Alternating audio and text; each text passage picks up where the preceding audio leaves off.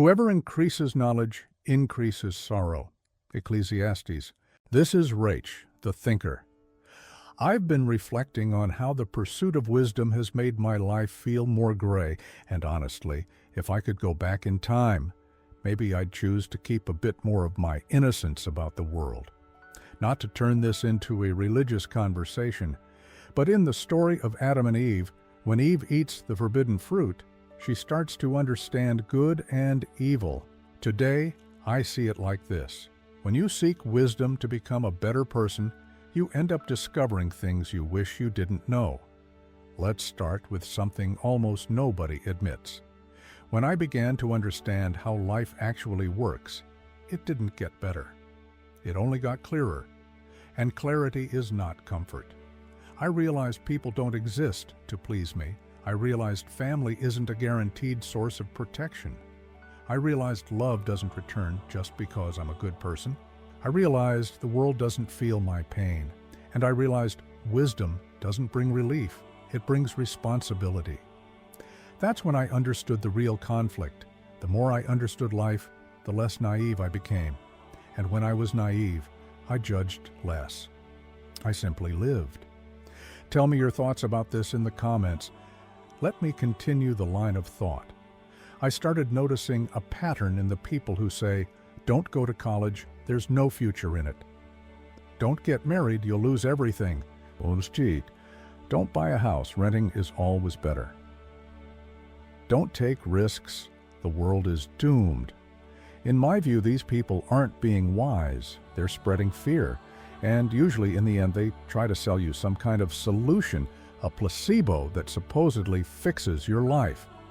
It's manipulation disguised as freedom. And it works because young people are the easiest to mislead. They want independence, but don't yet have enough experience to filter advice.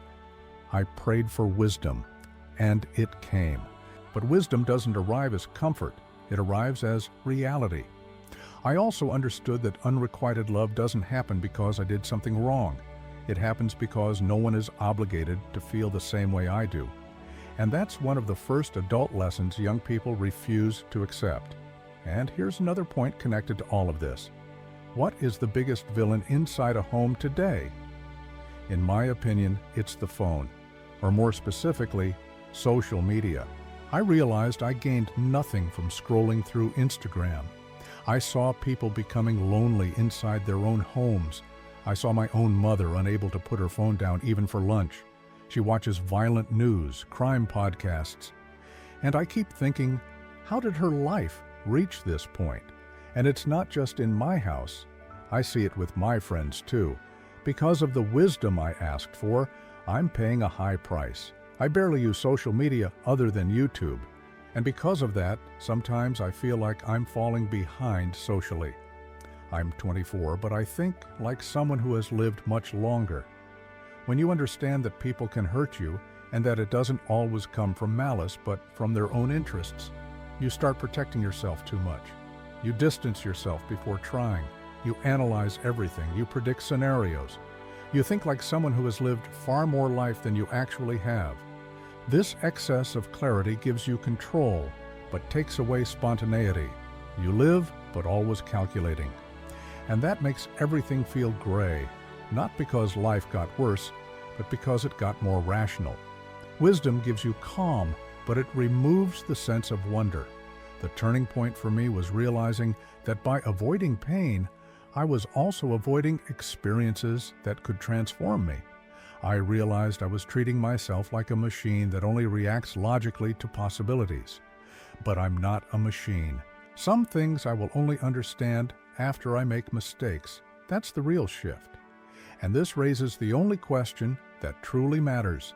How do you live with clarity without becoming cold? Adulthood isn't about knowing everything. It's about handling what you already know. You don't need to become a hard person. You only need to accept that clarity and lightness don't naturally coexist. It's a daily choice between understanding the world and still being willing to live in it. So do something simple for me. Comment what wisdom has shown you at this stage of your life. And if you've been married for more than 10 years, tell me, what actually makes two people stay together? This was Rache, the Thinker. See you in the next reflection.